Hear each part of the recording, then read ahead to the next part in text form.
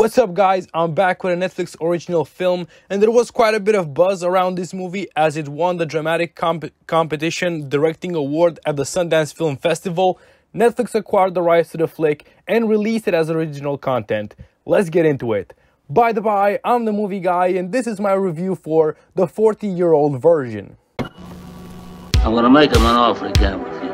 I drink your milkshake. Why so serious? I am your father. You talking to me? Say what again? Are you not entertained? This is the semi-biography of Radha Blank. She is the director and the protagonist of the film. It tells the story of Radha, a 40-year-old playwright who is not doing her best career-wise. 10 years ago, she won an award for 30 under 30 playwrights, but now she can barely get any work. She's teaching about writing plays and trying to get her plays distributed. She is desperate to turn her fortunes around and goes into rapping, with her stage name being Radamus Prime. Get it? Optimus Prime? And she is trying to find her calling in life. This is a comedy/drama film, and the comedy is actually really good. Radha is a very funny woman. She wrote the script and her deliveries are also very much on point. She's very clumsy in her mannerisms and in the way that she talks. It's also interesting seeing her juggle between being like this nice teacher to cursing out, talking about sex, and putting her hands on a white producer. I like the idea of the film and the tagline, "Find your own voice." Radha is trying to create something. She doesn't want to reach 40 without having done something worthwhile. I like how she tries to get her rap career started, and while it may be presented in a friendly, comedic style, it is definitely a serious matter, something like a midlife crisis. I wasn't a fan of the ignorant white stereotype in this film. So, Radha complains throughout the film that the producer of her play only wants to see poverty porn in black plays, and she gets assigned this white director that is clearly the stereotype of a white person who thinks that they know how black people talk and how they live. You know what I'm talking about. I wasn't a fan of it. It felt a bit hypocritical because the message relayed in the film was contradicted by it. She was annoyed that the producer was pushing a black stereotype, but the white characters in her film are also stereotypes. Well, not all of them. One portrays the gay stereotype. The message of the film is strong, but I think that the story is a bit too generic in the stops that Radha makes.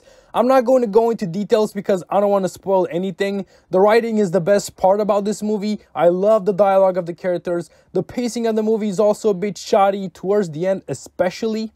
The characters are also very well written. Radha is a great protagonist who always made me laugh.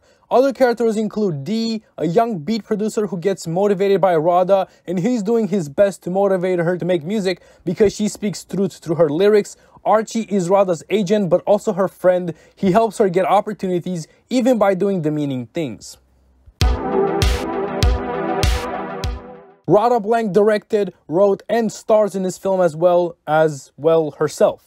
She puts in a star-making performance. Her comedic ability is what made me very impressed with her. She seems natural in her deliveries. The cast is not filled with name power, but they all do their jobs well, especially Peter Kim and Oswin Benjamin, who is just making his debut in this film.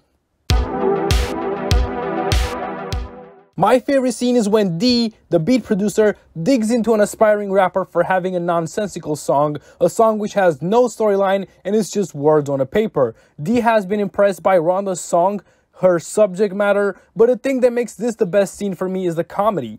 D asks the rapper, "What is the song about?" And the other rapper says, and the other rapper in a I don't know what to say voice said, "It's my shit." That was hilarious.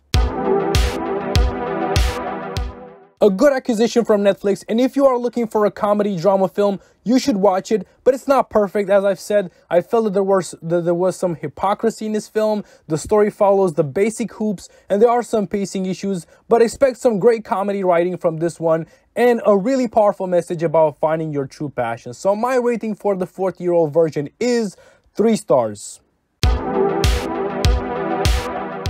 For my alternative pick, if you're searching for a movie about finding one's true calling, I got 2 picks for you. The best pick is Into the Wild. It's a movie about a teen who abandons everything and goes to live in the wilderness. And the second pick is The Founder, the story of Ray Kroc, the man who made McDonald's what it is today.